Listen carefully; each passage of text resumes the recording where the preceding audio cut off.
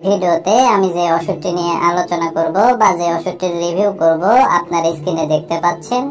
ওষুধটির নাম হচ্ছে ইন্ডোমেট। এটি একটি 25 mg ক্যাপসুল জাতীয় ঔষধ। আর এই ওষুধটির উপাদানের মধ্যে রয়েছে ইন্ডোমেথাসিন। আর এই ওষুধটি উৎপন্ন করেছে বাংলাদেশের সুনামধন্য ওষুধ কোম্পানি অপসনিন ফার্মা লিমিটেড। তো ওষুধটির কার্যকারিতা বলতে গেলে শারীরিক বিভিন্ন ধরনের ব্যথা নিরাময়ে ওষুধটিকে ব্যবহার করা হয়।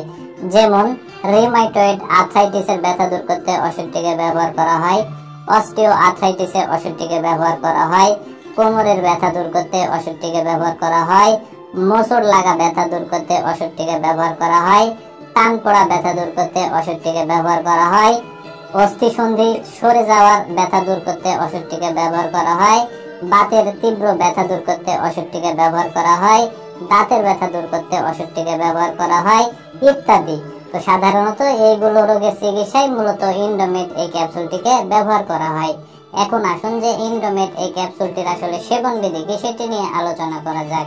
তো ওষুধটির সেবন বিধি বলতে গেলে বিশেষ করে যারা প্রাপ্তবয়স্ক তাদের ক্ষেত্রে 25 mg একটি করে ইন্ডোমেট ক্যাপসুল দিনে 2 থেকে 3 বার ভরা পেটে খেতে হবে।